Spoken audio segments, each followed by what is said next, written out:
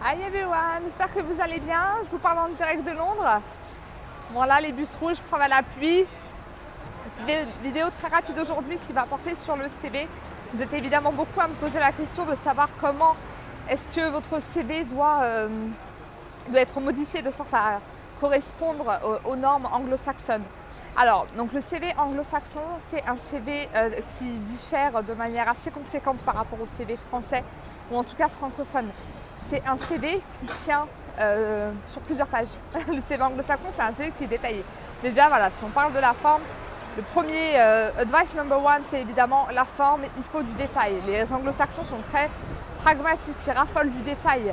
Là où en France, on a, je pense, une vision beaucoup plus structurée de ce que le CV doit représenter, avec finalement un résumé assez rapide de nos expériences. Le CV à l'anglo-saxonne, c'est plutôt l'inverse. Il faut détailler vraiment tout ce que vous avez fait de manière assez concrète, de manière à ce qu'on puisse vraiment apprécier. Je fais du franglais ici, appreciate, mais de manière à ce qu'on puisse vraiment comprendre ce que vous avez fait dans la pratique. Donc ça, c'est le premier conseil, advice number one. Advice number two, le CV en anglo-saxonne, c'est un CV qui contient un personal statement. Donc le personal statement, c'est quoi? Brièvement, en quelques mots, c'est quelques lignes. Évidemment, personal statement, comme son nom l'indique, ce sont des lignes qui sont très personnelles, qui vont vous concerner, tout en restant pertinentes. Donc ce sont des lignes dans lesquelles vous allez finalement décrire qui vous êtes, deux, ce que vous avez fait, et trois, ce que vous souhaitez entre guillemets faire ou devenir. Voilà, donc finalement vous allez résumer votre passé, votre présent et votre futur professionnel, tout en restant évidemment pertinent en fait par rapport à vos projets de carrière. Donc voilà, donc le personal statement et un CV détaillé, vraiment, ce sont les clés les plus importantes à mes yeux, en tout cas pour le CV à l'anglo-saxonne. Il y a évidemment la nécessité de faire son CV en anglais, mais ça j'imagine que vous l'aurez compris. Et n'hésitez pas aussi à le faire relire. Voilà, j'ai revu pas mal de CV de français ou de francophones qui contiennent des fautes.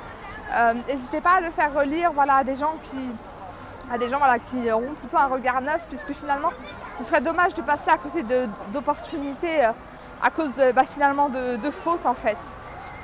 Et aussi l'importance de mobiliser le jargon local, encore une fois. L'importance de mobiliser le jargon local, c'est finalement se poser la question de savoir non pas comment uniquement traduire votre CV du français à l'anglais, mais aussi le traduire d'un point de vue contextuel. Je donne souvent l'exemple, encore une fois, de l'ONU. ONU, si vous mettez ONU sur votre CV, le recruteur ne comprendra pas, donc mettez plutôt United Nations. Donc voilà. Donc c'est évidemment un conseil comme un autre. Donc voilà, j'espère que cette vidéo vous sera utile. Et évidemment, si vous avez des questions ou si vous souhaitez avoir plus d'informations sur le CV, j'ai un article sur le sujet. Et si vous avez encore d'autres questions malgré l'article et la vidéo, évidemment, je reste disponible. Donc voilà, je vous souhaite une bonne journée et je vous dis à bientôt.